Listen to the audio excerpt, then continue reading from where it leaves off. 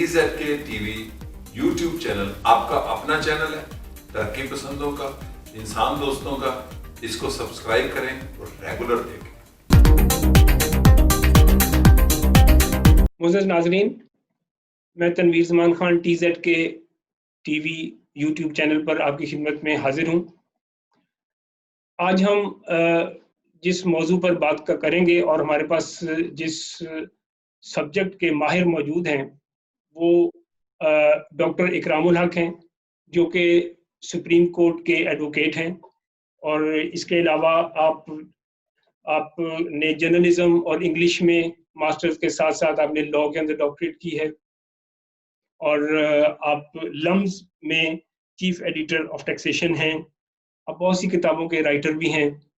जो कि जिनमें tax laws of Pakistan, federal and provincial दोनों, और लो rates, broad and predictable taxes and laws, practice of sales tax. इसके अलावा आपकी कई और किताबें और आपके आर्टिकल्स बहुत से जराइद में शाया होते रहते हैं। डॉक्टर इकरामुल हक साहब, वेलकम टू द शो। आपके साथ आज एक अरसे से एक इंतज़ार था कि आपके साथ बातचीत हो सके और लोगों को हम ये बता सकें कि हमारी जो पाकिस्तान की मईशत है और जो यूरोप की मईशत है, उसके अंदर एक कोई रवाबित हैं, एक तरक्की याफ्ता मईशत और एक तरक्की पज़ीर मईशत के अंदर क्या कुछ होता है, और हमारे पास क्या इम्कानात हैं, आया कोई इम्कानात हैं, और वो उसकी सूरत क्या हो सकती है, इस बारे में हम आपसे आज बात करेंगे। Welcome to the show doctor साहब, आपके साथ बातचीत होगी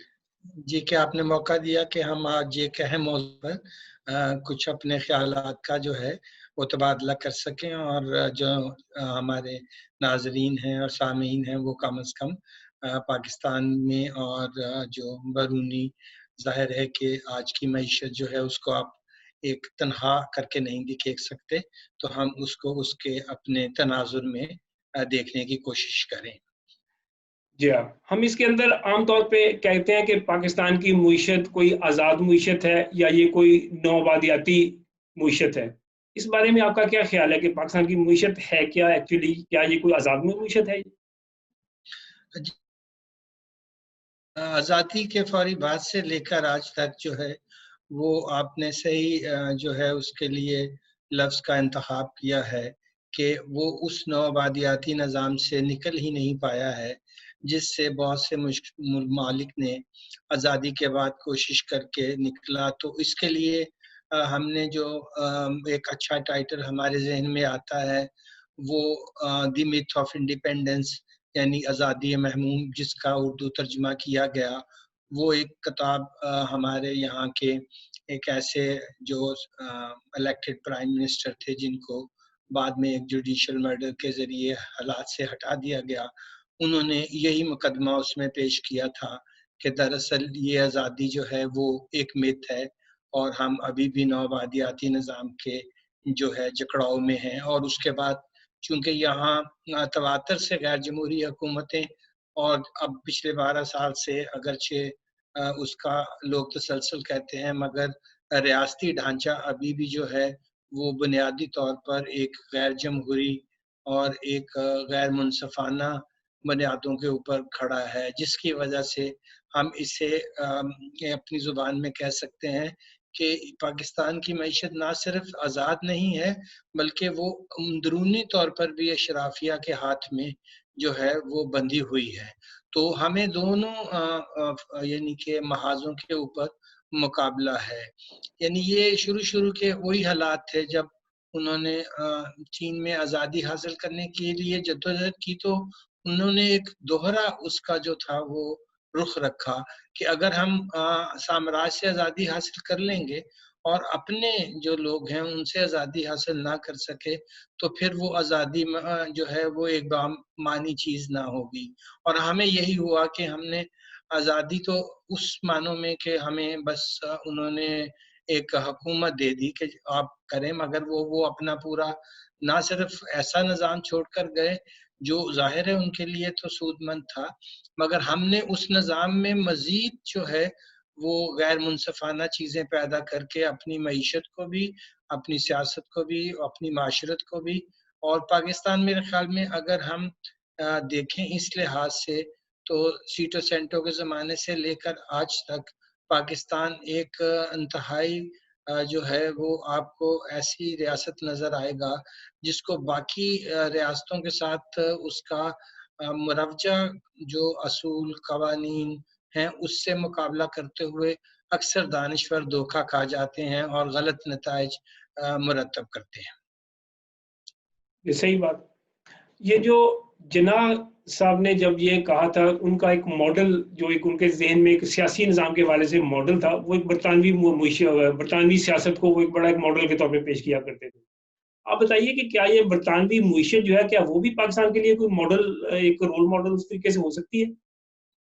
جی ان ممالک میں جہاں پہلے پہل جو تھا وہ کلیسا کا اور بادشاہ کا اتحاد ہوتا تھا اور جب تک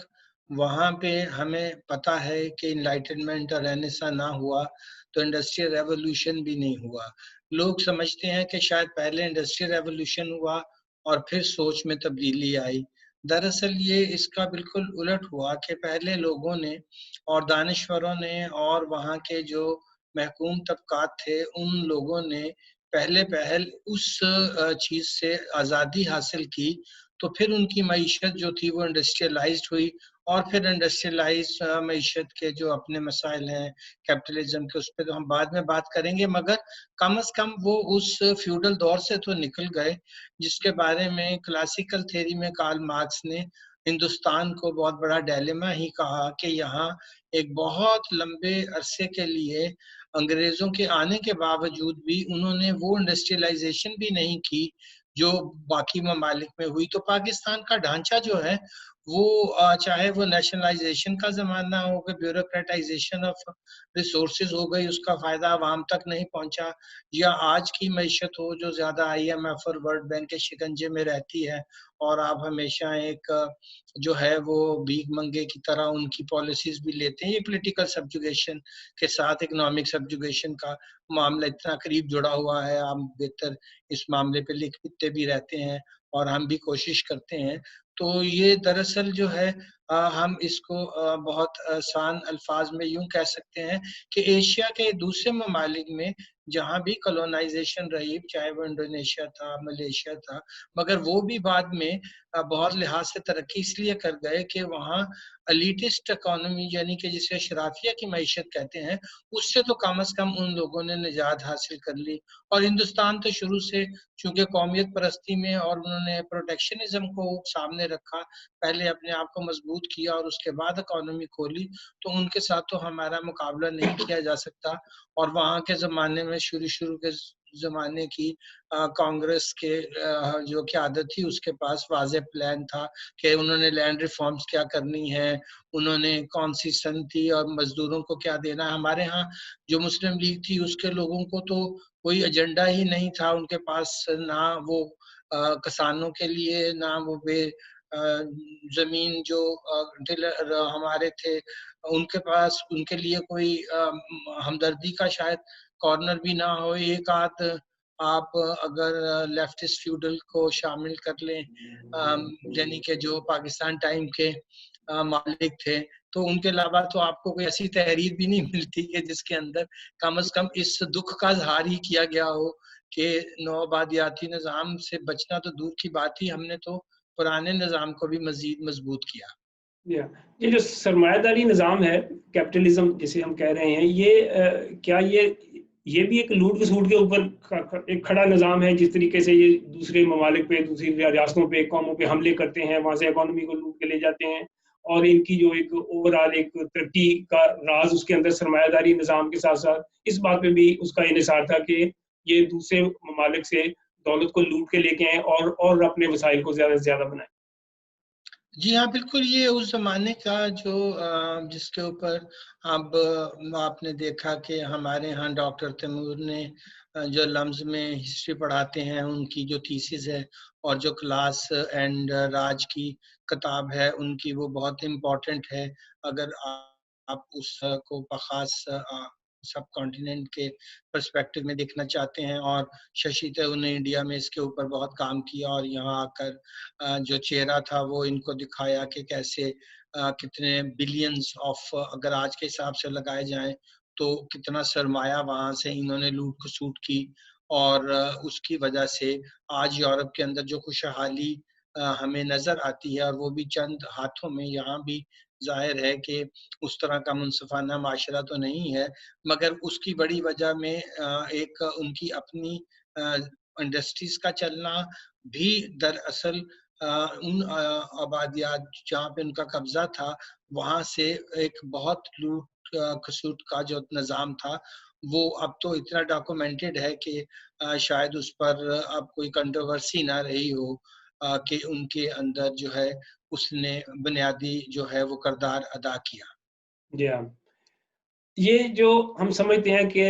پاکستان کے اندر کچھ جس طرح سے یورپ کے اندر ہر چیز بہت زیادہ پرائیویٹائز بھی ہے، لیکن جہاں پہ اس کے اندر ایک پبلک سیکٹر کے ساتھ ایک پرائیویٹ دونوں کا ایک کوآرڈینیشن ہے،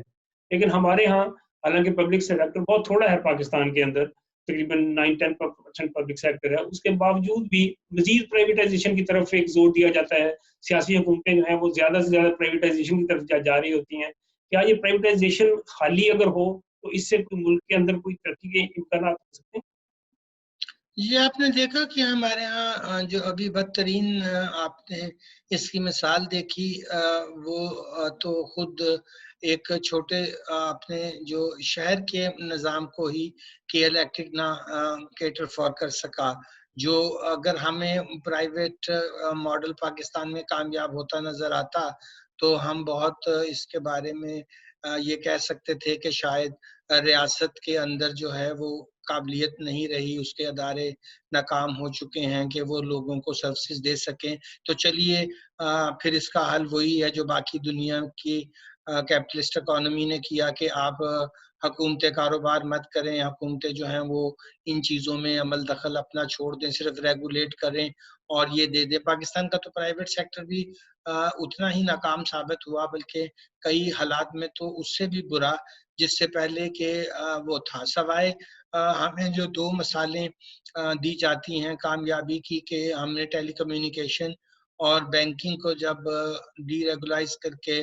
اس کو نجکاری میں لے کر گئے تو وہاں کیا ہوا ہے، وہاں پہ جو جہاں تک 4 ٹیلی کام ہیں، اس سے زیادہ تو ہیں بھی نہیں، اور وہ سارا سرمایہ باہر چلا جاتا ہے کیونکہ اس نام پر کہ ہم فی فار ٹیکنیکل سروسز اور رائلٹیز دے رہے ہیں،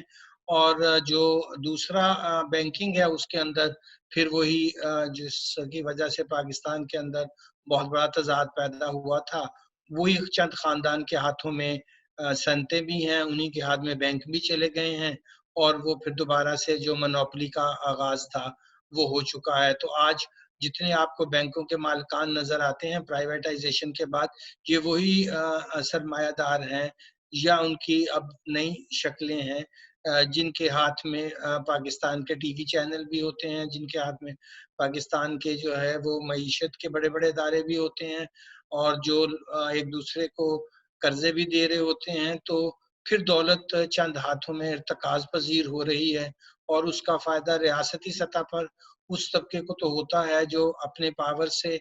معیشت پر بھی قابض رہتا ہے اور طاقت کے ذریعے جو ہے سیاست پر بھی، مگر عوام کی حالت دن بدن آپ دیکھتے ہیں کہ خراب ہوتی چلی جاتی ہے۔ تو بینکنگ انڈسٹریز کے سپر ڈوپر پروفٹ سے دراصل عام آدمی کی زندگی میں کیا تبدیلی واقع ہوئی ہے، اس کا جواب پاکستان کے معیشت دان دینے سے گریزاں رہتے ہیں، اور اس لیے رہتے ہیں کیونکہ انہیں جو ہے اس طرح کی جو اعداد و شمار ہیں کہ یہ اتنا ٹیکس آ گیا،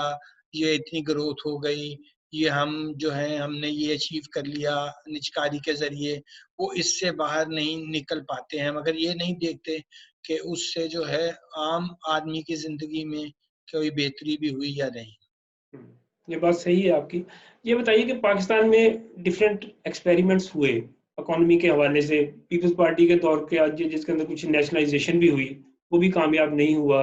پھر ایک پرائیویٹائزیشن کا ایک مسلسل پرائیویٹائزیشن در پرائیویٹائزیشن، اس کی طرف بھی لوگوں نے حکومتوں نے جا کے دیکھا، لیکن دونوں صورتوں میں کوئی بات بن نہیں پا رہی۔ اب کیا سمجھتے ہیں کیا چیز ایسی کی جائے کہ جس سے کہ ایک غریب اور امیر کا گیپ کم ہو، اور جس سے کہ معیشت کو آگے چلایا جا سکے اور معیشت جو ہے وہ عام آدمی تک اپنا فائدہ پہنچائے؟ جی اس کے میں 3 پہلو کروں گا. ایک تو جو حکومتوں کے نظام ہیں ٹیکسز کے، چاہے وہ صوبائی ہیں یا وہ ہمارا جو ہے فیڈرل قومی ڈھانچہ ہے، اس کے اندر ایک بہت بڑا جو ہے وہ ایکسپلائٹیشن کا، استحصال کا پہلو ہے. یعنی کہ وہ امیر آدمیوں پہ تو ٹیکس نہیں لگاتا ہے اور غریب آدمی کی زندگی کو اس نے اجیرن بنا رکھا ہے. یعنی کہ آپ یورپ والا اگر V A T value added tax لگا دیں اور اس کے بدلے میں نہ تعلیم دیں، نہ اس کے بدلے میں صحت کی سہولت دیں، نہ ٹرانسپورٹ دیں، نہ اچھی ہاؤسنگ دیں، نہ آپ عام سوک جو ایمینٹیز ہیں وہ پرووائڈ کر سکیں، تو پھر ٹیکسز حاصل کرنے کا مقصد، یعنی یہ ٹیکس کس چیز کے لیے استعمال ہو رہا ہے، اس پر ہم بات کر سکتے ہیں. تو اگر ریاست کے اندر 2 چیزیں بہت اہم ہوتی ہیں کہ محصولات کیسے اکٹھے کیے گئے، کتنے اکٹھے کیے گئے اور کس چیز پر خرچ کیے گئے. اب یہاں محصولات میں تو امیر لوگوں کو آئے دن ایمنیسٹیز ملتی ہیں، ان کو ایگزمپشنز حاصل ہیں. یعنی کہ پچھلے 2 سال کا ہی تجزیہ کر کے دیکھ لیں کہ انہوں نے 3 جو ہے وہ ٹریلین کے قریب تو صرف ٹیکس ایگزمپشن دے دی ہیں، اور جو ٹیکس کلیکٹ کیا ہے وہ صوبوں کو دینے کے بعد 5 ارب ٹریلین ان کے پاس بچا.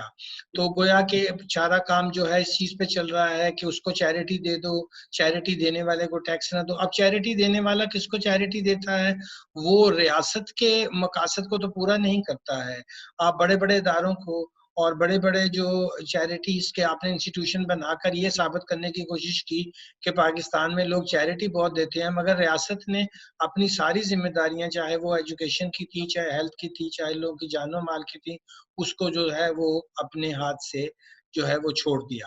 تو ایسی ریاستوں کے اندر تو چاہے اس کے اندر مناقی کا ماڈل ہی کیوں نہ ہو، اگر وہ بیسک سوشل سروسز ہی پرووائڈ نہ کر سکے تو اس سے زیادہ ایک جو ہے دل خراش منظر نہیں پیش کیا جا سکتا. آپ روز یہاں کہانیاں پڑھتے بھی ہیں، سنتے بھی ہیں، دیکھتے بھی ہیں ویڈیو پہ کہ سرکاری اسپتالوں کا کیا حال ہے، سرکاری اسکولوں کا. یعنی کہ ایک عام لوور مڈل کلاس کا آدمی بھی ایک اچھے سرکاری اسکول کی بلڈنگ بہت ٹھیک ٹھاک ہوتی ہے، اس کا لانچ اور ہر چیز اچھا ہے،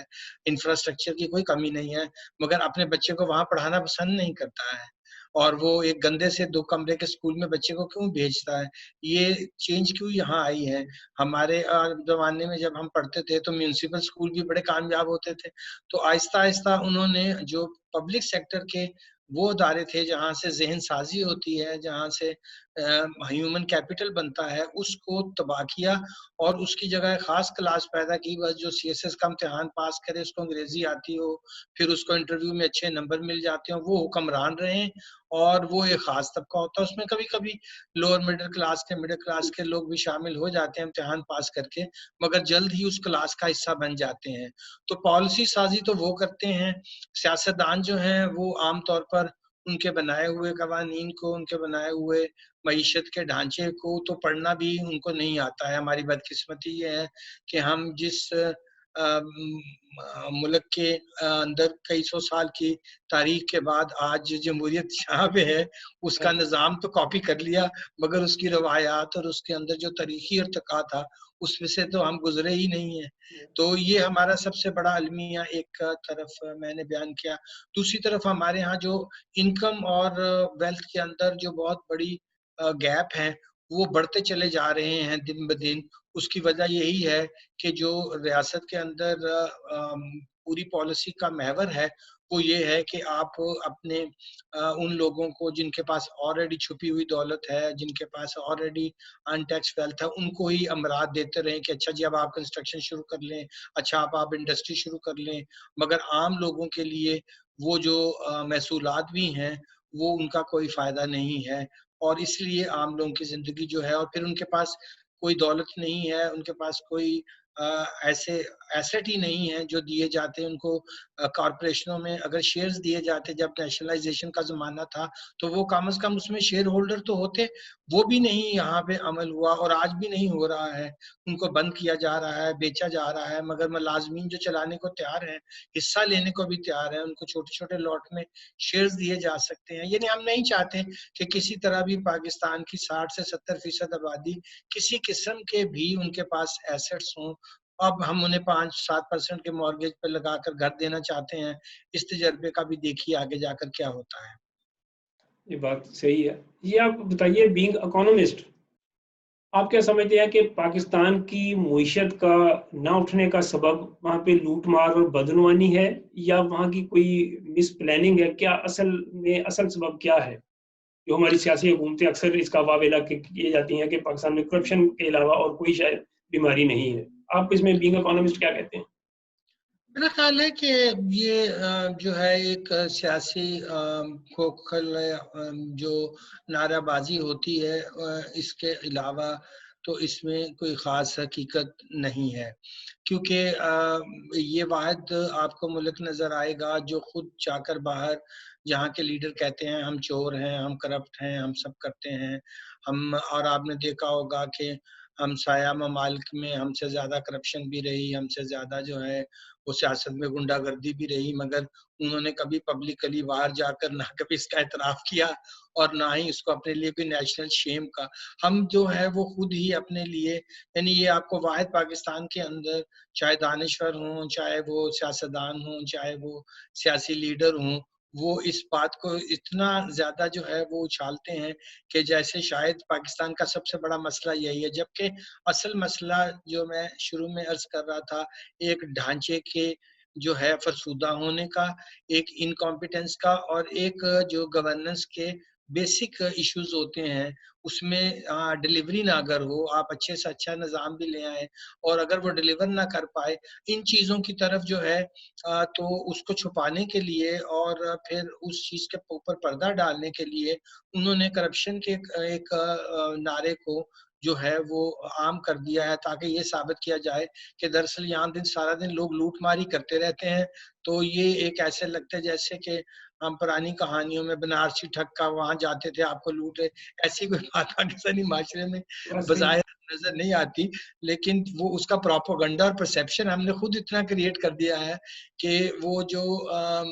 ہائیسٹ لیول پر بھی اگر آپ جا کر آپ کا وزیر اعظم جو ہے وہ کسی چین میں تقریر کریں اور کرپشن سے آغاز کریں اور پھر کہیں کہ آپ آئیں ہمارے ملک میں انویسٹمنٹ کریں, تو ایک بڑا عجیب سا تضاد آپ کو یہاں پایا جاتا ہے. ٹیکس یہاں اتنے زیادہ لوگ دیتے ہیں کہ شاید یورپ میں بھی نہ دیتے ہوں, اور ہم کہتے ہیں کہ ہم ٹیکس چور ہیں. یعنی پاکستان میں ہر موبائل یوزر جو ہے وہ 12.5% ایڈوانس انکم ٹیکس دیتا ہے, اور ہم بجائے اس کے اوپر فخر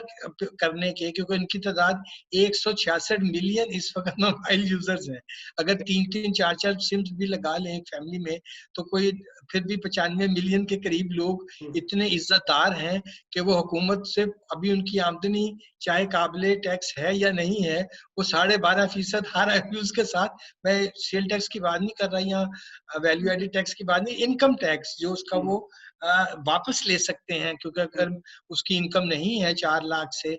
کم ہے تو وہ اس کو ریفنڈ ملنا چاہیے. ریاست اس کا ریفنڈ بھی نہیں دیتی اور اس کو ٹیکس چور بھی کہتی ہے. یعنی یہ اس ریاست کا رویہ, اور یہ سارا دن آپ نے دیکھا ہوگا ٹی وی چینلز پر بڑے بڑے جو ہمارے اینکرز ہیں اور یہ وہ ہیں, وہ بھی اسی چیز کو بائی کرتے ہوئے کہتے ہیں کہ پاکستانی تو ٹیکس چور ہیں. باہر کے جو لینڈرز ہیں, ڈونرز ہیں, وہ بھی یہی ایجنڈا پیش کرتے ہیں جو کہ بالکل جھوٹ پہ مبنی ہے. اور یہ وہ ریاست ہے جس کے اندر عوام کی ریزیلینس, ان کی ہارڈ ورک, ان کا ٹیکس دینا جو ہے وہ قابل تحسین ہے. یہاں کا محنت کا طبقہ جو ہے وہ اتنے برے حالات میں ہونے کے باوجود, ٹیررزم کے بدترین دور سے گزرنے کے بعد سروائیو کیا ہے. یہاں کا جو کسان ہے اس نے بدترین حالات کے اندر یہاں فوڈ سیکیورٹی کو کبھی کمپرومائز نہیں ہونے دیا. اگر کسی نے چوری کی ہے تو وہ چینی کے مالکان نے کی ہوگی، مگر گنا پیدا کرنے والے نے کبھی یہ نہیں کہا کہ میں گنا پیدا نہیں کروں گا،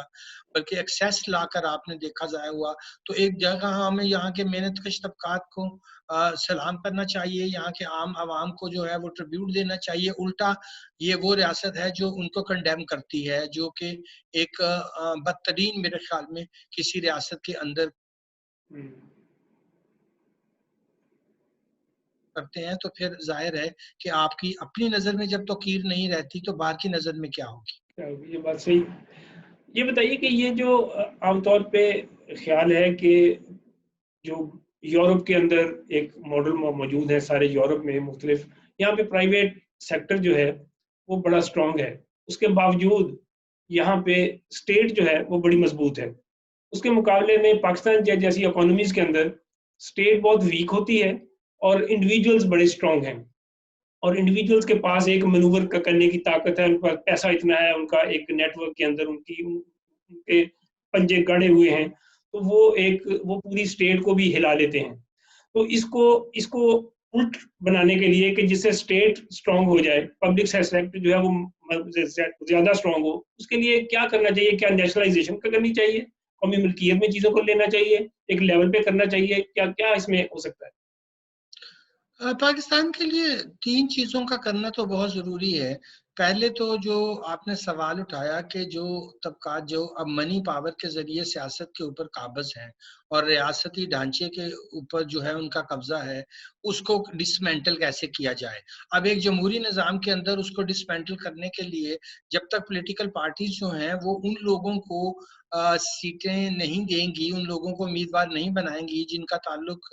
ان طبقات سے نہیں ہے، تو پھر تو کبھی بھی بہتری نہیں آئے گی. اب وہ آپ کوئی بھی پولیٹیکل پارٹی لے لیں، وہ الیکٹیبلز کی جو پاکستان میں بات ہے، جب تک وہ رہیں گے تو وہ تو نظام کے اندر نہ کوئی قانون بدلنے دیں گے، نہ ہی وہ معاشرت کے اندر کوئی بہتری آنے دیں گے. تو سب سے بڑا سوال معیشت سے زیادہ پھر اس سیاست کے ڈھانچے کا ہے جس کے اندر خود سیاسی جماعتوں کی اصلاح جو ہے وہ سب سے بڑا مسئلہ ہے. اب اس کو اگر یورپ ہوتا تو وہ یوں کنٹرول کیا تھا، اور انہوں نے کیا بھی ایسے کہ ایک زمانہ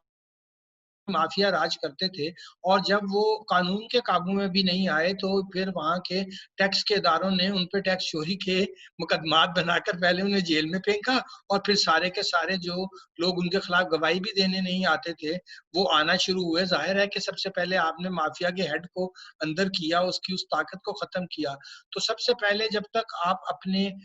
جو آپ کا ٹیکس کا نظام ہے اس کو ایسا نہیں بنائیں گے جیسے کہ جس کے اندر جو ہے وہ بغیر کسی خوف کے اور فیور کے اور کسی کو فائدہ دیے بغیر جو ایک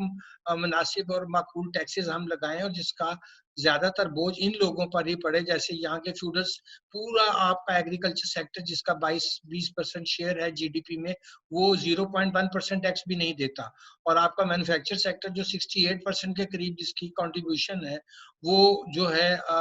اس کا، اور جو سروس سیکٹر کا ٹیکس آپ دیکھیں تو وہ حیران کن طور پر، اس لیے آپ کی معیشت جو ہے وہ پھر امپورٹ بیس ہو جاتی ہے. ظاہر ہے کہ آپ کے مقامی صنعت تو مقابلہ ہی نہیں کر پائے گی باہر کی چیزوں کا. تو منڈی کو کھولنے کا جو I M F, world bank ہمیشہ یہاں ایسے ٹیکسز لگا کر جس سے انہوں نے اپنی منڈیوں تک کی رسائی رکھی اور ہماری لوکل صنعتوں کو تباہ کیا. اور اسی طرح کے کچھ معاہدات ہم نے چائنا کے ساتھ بھی کیے جس نے ہماری کاٹیج انڈسٹری کو تباہ کر دیا اور لوگوں کو بے روزگار کر دیا. تو ٹیرفز کا ایک مطلب یہ بھی ہوتا ہے کہ آپ کو ریونیو سے زیادہ اپنی لوکل انڈسٹری کو کیسے پروٹیکٹ کرنا ہے، باہر کی ڈمپنگ نہیں ہونے دینی، اپنے جو محنت کش طبقات ہیں، اپنا جو انویسٹر ہے اس کو کیسے پروٹیکٹ کرنا ہے. کیا تو ہم اس کے جب لیے یہ کیا ہم اس کے لیے ڈیفنس کے اوپر اخراجات کو بھی کم کرنے کی ضرورت ہے؟ جی ضروری جہاں پہ نان کمبیٹیو ان کے اکثر اخراجات ہیں اور جو بلا وجہ ہیں اس کو بھی اب آپ دیکھیے کہ اس وقت پاکستان میں سب سے بڑا مسئلہ یہ ہے کہ اس سے 3 گنا ہم سود کی مد میں دے رہے ہیں ڈیفنس سے بھی. تو پاکستان کا تو اب ڈیفنس بھی جو ہے وہ بھی قرضے کے اوپر چل رہا ہے. تو یہی آپ نے دیکھا ہوگا کہ پچھلے دنوں میں پھر یہ 18th امینڈمنٹ کی وجہ سے یہ اس کو مورد الزام قرار دے کر بجائے اس کے کیک کے سائز کو بڑا کیا جائے، امیر لوگوں سے ٹیکس لیا جائے، ٹیکس کے نظام کو منصفانہ کیا جائے، صوبوں کو بھی اور وفاق کو مناسب جو ہے وہ رقم میسر ہو، اس بحث کو بھی الٹی طرف چلا دیا ہے تاکہ صوبوں کے پاس جو ان کے حقوق ہیں, جو ان کے اپنے وسائل ہیں, ان سے وہ بھی چھیننے کی کوشش کی جائے. تو یہ ہمیشہ یہاں سینٹرسٹ مائنڈ نے 1971 میں بھی ایک بہت بڑا کرائسس پیدا کیا, اور اب بھی ہم ایک فیڈرلائز سٹرکچر کے طور پہ نہیں سوچ رہے, بلکہ ہم پسماندہ علاقوں کے لوگوں کو مزید جو ہے وہ پیچھے لے جانا چاہتے ہیں, اور اس طرح سے جو ہے وہ خرابیوں میں مزید اضافہ بھی معیشت میں بھی ہوگا. یعنی کہ اگر آج ہم 35 ٹریلین پر پہنچ گئے ہیں, تو یہ ریاست جو ہے 100% اگر جی ڈی پی کا اس کا قرضہ ہو گیا ہے, تو اپنی ڈیٹ سروسنگ یعنی کہ جو قرضوں کے سود ادا کرنے ہیں اس کے لیے مزید قرضے, جس کو یعنی کہ ہم انگریزی کی ٹرم میں جس کو ڈیٹ ٹریپ کہتے ہیں, اس میں پاکستان اتنی بری طرح پھنس چکا ہے کہ اگر اس ڈیٹ ٹریپ سے وہ جلدی نہیں نکلتا تو ایک وائبل اکنامک ریاست ہی آپ نہیں رہتے. سیاسی معاملات تو پھر جو ہیں وہ اور بھی ودر ہوئے ہوں گے. آخر میں آپ ڈاکٹر صاحب یہ بتائیے کہ کیا آپ کو کوئی ایسی امید دکھائی دیتی ہے کہ پاکستان میں کچھ ایسی جو سیاسی فورسز ہیں, وہاں کے اداروں کی جو صورتحال ہے, ان کی جو انٹرفیئرنس ہے, اس کے اندر کوئی پاکستان میں ایسی معیشت کے اٹھنے کے ابھرنے کے امکانات ہیں کہ جس سے عام آدمی کو فائدہ بھی پہنچے گا؟ جی فی الحال اس کے سلسلے میں ایک جو اچھی پیش رفت وہ یہ ہوئی ہے کہ کم از کم اس کے اوپر اب بات ہونا شروع ہوئی ہے. یعنی کہ جب سے میڈیا میں پہلے ٹیکس کے بارے میں, ان معاملات کے بارے میں, اور جو ریاست کو بنیادی ڈھانچے کے مسائل تھے اس پہ بات نہیں ہوتی تھی, مگر اب آپ نے دیکھا کہ بہت سے لوگ جو ہیں اس کے اوپر کھل کر بات کر رہے ہیں, اور ایک عوامی سطح پر بھی اس کے اوپر بات کے علاوہ یہ معاملہ ایوانوں میں بھی پہنچ گیا ہے کہ ہماری حرکتوں کی وجہ سے اب ریاست جو ہے وہ وائبل نہیں رہی. تو جو ہوپ کی ہمیں کوئی امید نظر آئے گی وہ وہاں سے نظر آتی ہے جب آپ ایک ایسے لیول پر پہنچ جاتے ہیں کہ اشرافیہ کو بھی اس بات کا اندازہ ہو جاتا ہے کہ اب ہم بھی وائبل نہیں رہے. تو جب ان کو اپنی وائبلٹی کا مسئلہ پڑے گا تو پھر وہ ریفارمز کی طرف آئے بغیر ان کے پاس کوئی چارہ نہیں. اس لیے آج کل ریفارمز کی بات دوبارہ سے شروع ہوئی ہے, اور ڈھانچے کو بہتر کرنے کا جو ارادہ ہے وہ دلی طور پر نہ بھی کریں تو تاریخ کے جبر نے ان کو جو ہے, ویسے بھی تاریخی جبر بھی ایک بڑی حقیقت ہوتا ہے کہ وہ ایک ایسی مقام پہ لے آتا ہے کہ جہاں تبدیلی ناگزیر ہو جاتی ہے. تو یوں لگتا ہے کہ آنے والے سالوں میں یہ تبدیلی ناگزیر ہوگی, اور انہیں اس کو جسے ہم کہتے ہیں کہ ولی اور نیلی کرنا ہی پڑے گا. جی ڈاکٹر صاحب بہت شکریہ, آپ کے ساتھ مختصر لیکن بہت جامع باتیں کی آپ نے, اس سے یقیناً ہمارے ناظرین کو بہت فائدہ پہنچے گا, اور انہیں پاکستان کی معیشت اور اس کا ایک یورپ اور ڈیولپڈ معیشتوں کے حوالے سے ایک انالیسز اور ایک انڈرسٹینڈنگ پیدا کرنے کا موقع ملے گا. جی ڈاکٹر صاحب ہم آپ کو آئندہ بھی زحمت دیں گے. آپ کا ٹی زیڈ کے ٹی وی پر آنے کا بہت شکریہ. Thank you very much. بہت شکریہ. جی ناظرین, آپ کے ساتھ ہم کسی نئے پروگرام کے ساتھ دوبارہ نئے مہمان کے ساتھ حاضر خدمت ہوں گے بہت جلد. تب تک واچ کیجیے ٹی زیڈ کے T V YouTube channel. Thank you. السلام علیکم. ٹی زیڈ کے T V YouTube channel Tanveer Zaman Khan کا یوٹیوب چینل ہے, جہاں پر آپ مختلف موضوعات پر ترقی پسند اور روشن خیال نقطہ نظر جان سکتے ہیں. اسے سبسکرائب کیجیے اور چینل کو سپورٹ کیجیے.